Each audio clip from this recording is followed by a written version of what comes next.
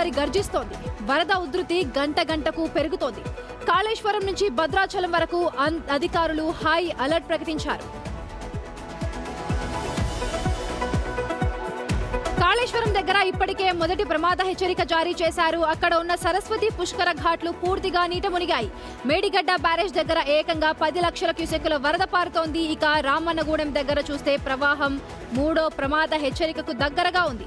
వాజేడు, ఏటూరు, నాగారం ప్రాంతంలోకి వరద నీరు వచ్చి చేరుతుండటంతో లోతట్టు ప్రాంత ప్రజలను అధికారులు సురక్షిత ప్రాంతాలకు తరలిస్తున్నారు.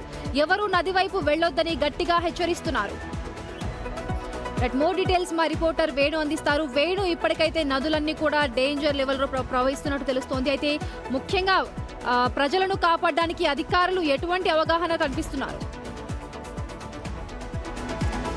ప్రస్తుతం అయితే గోదావరి గంటకు పెరుగుతుండడంతో ప్రధానంగా ములుగు జిల్లాలోని ఏజెన్సీ ప్రాంతాలకే వరద ముప్పు ఉంది. ఇప్పటికీ రామన్న ఘాట్ పుష్కర్ ఘాట్ వద్ద 16.320 మీటర్ల వద్ద ప్రస్తుతం ఉంది. అంటే మరొక 100 సెంటీమీటర్లు పెరిగితే 3వ ప్రమాద హెచ్చరిక కూడా జారీ చేస్తారు. ఇప్పటికే కలెక్టర్ తో పాటు ఎస్డీఆర్ఎఫ్, ఎన్డీఆర్ఎఫ్ బృందాలు ఏటూరు నగరం వెళ్ళి అక్కడటువంటి ప్రజల్ని సురక్షిత ప్రాంతాలకు తరలించే ప్రయత్నం. రాత్రి 7:30 లోపు కంప్లీట్ గా రామ్నగర్ తో పాటు అక్కడటువంటి దాదాపు 4 కాలనీల ప్రజల్ని పునరావాస కేంద్రాలకు ఇప్పుడిప్పుడే తరలిస్తూ ఉన్నారు. ఇక మరికొద్ది సేపట్లో మంత్రి సీతక్క కూడా అక్కడికి వెళ్లి పరిస్థితులను సమీక్షించబోతున్నారు. ఇక వాజేడుకు సంబంధించి ఉదయం నుంచే పూర్తిగా అక్కడ దాదాపుగా రామాలయం కాలనీకి పూర్తిగా ఇండ్లని మునిగిపోయి అక్కడ నుంచి 2 పునరావాస కేంద్రాలకు 40 మందిని తరలించారు. ఇంకా తరలింపు ప్రక్రియ కొనసాగుతుంది. రాత్రి వరకు ఇదే కనుక వరద కొనసాగితే దాదాపుగా 4 నుంచి 5 ఊర్లన్నీ కూడా కంప్లీట్ గా నీళ్ళలో కేంద్రాలు ఎక్కడ ఏర్పాటు చేశారు? ప్రజలకు ఎంతవరకు సేఫ్టీ సెక్యూరెన్స్ ఇస్తున్నారు అధికారులు?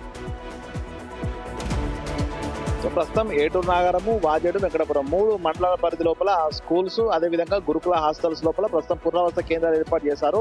1000 మందికి పైగా వచ్చినా కూడా అక్కడ వాళ్ళకు ఉండేందుకు వసతి ఏర్పాటు కూడా చేశారు. కానీ ప్రస్తుతం ఉదయం నుంచి కొంత వేగంగా పెరిగినటువంటి ప్రవాహము సాయంత్రం 6 గంటల నుంచి కొంత తగ్గుముఖం పట్టింది అనిపించినా కూడా మళ్ళీ వేగం పెరుగుతూ వస్తుంది. సో ఇప్పటికీ మేడిగడ్డ వద్ద ప్రస్తుతం లేటెస్ట్ కు 12,24,000 క్యూసెక్ల వరద వస్తుంది. సో దీంతో భారీగా ప్రవాహం వచ్చే అవకాశం ఉంది కాబట్టి అధికారులు అయితే ప్రస్తుతం వాళ్ళని ఖాళీ చేస్తూ పునరావాస కేంద్రాలు తరలిస్తా ఉన్నారు.